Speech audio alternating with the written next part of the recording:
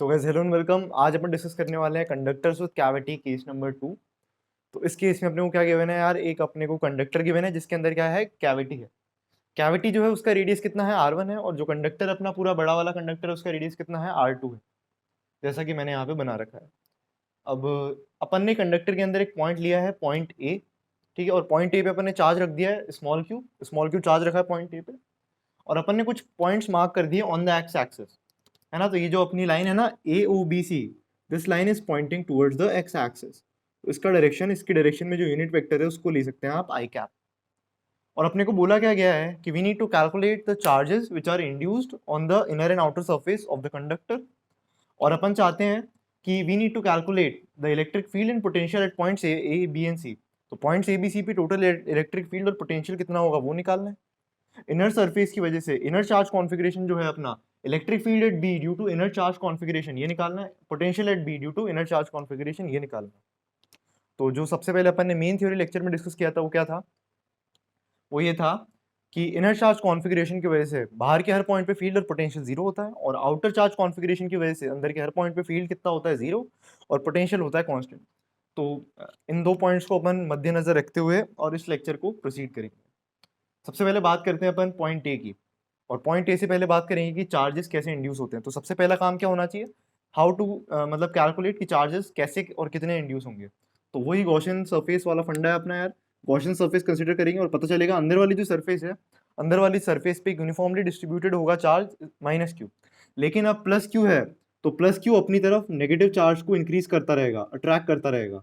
तो plus Q के पास में नेगेटिव चार्ज बहुत ज़्यादा हो जाएगा, और प्लस क्यू से इधर नेगेटिव चार्ज बहुत ही कम रहेगा, क्योंकि जस्ट प्लस क्यू के पास में इलेक्ट्रोस्टैटिक फोर्स ऑफ अट्रैक्शन बहुत ज्यादा है।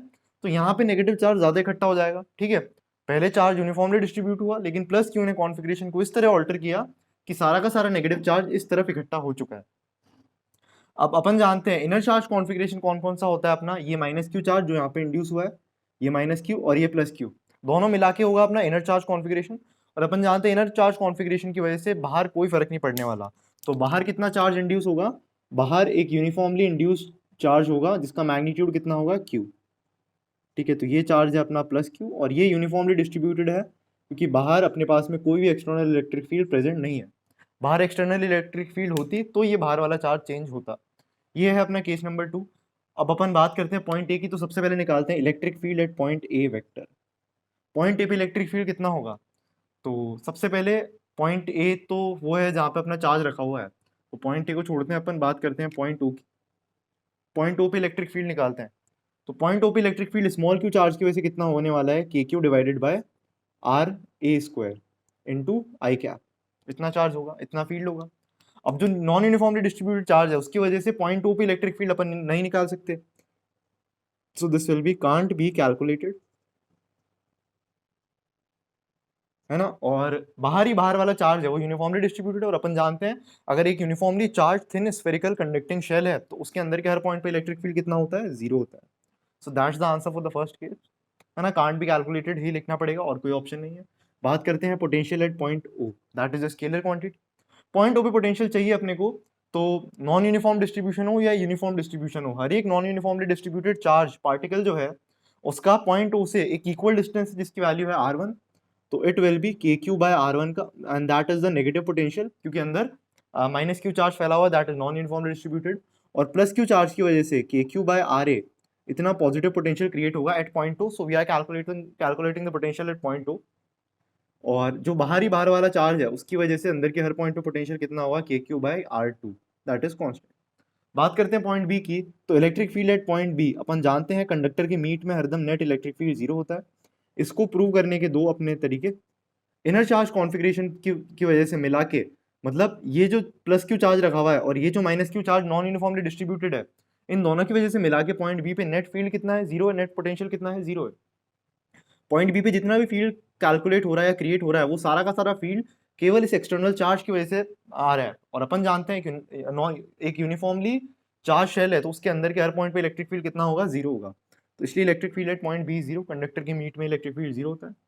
और पोटेंशियल एट पॉइंट बी की बात करें अगर अपन, तो पोटेंशियल एट पॉइंट बी की बात करें तो इन दोनों की वजह से बाहर के हर पॉइंट पे फील्ड और पोटेंशियल जीरो, और जो यूनिफॉर्मली डिस्ट्रीब्यूटेड चार्ज है उसकी वजह से अंदर के हर पॉइंट पे potential constant and that is going to be KQ by R2. So this is the potential at point B.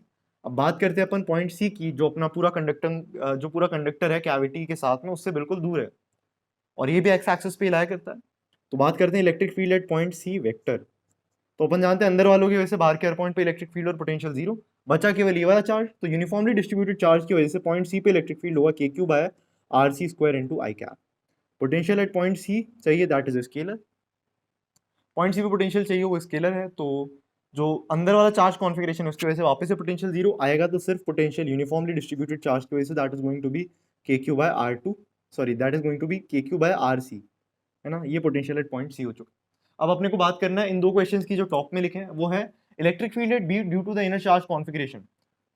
तो इनर चार्ज सरफेस जो है, इस सरफेस को मैं यहाँ पे लिख रहा हूँ ब्लैक पेन से. ये सरफेस है अपनी S1 और ये जो चार्ज है अपना, ठीक है, ये चार्ज इसको ऐसे रहने देते हैं. तो अपन बोलते हैं अब क्या कि अपन जानते हैं कि electric field due to S1 at point at any point which is outside this conducting surface, that is the point B. So at point B this plus the electric field due to अपना कौन सा charge, plus Q charge जो point A पे रखा हुआ है ना, eight point B.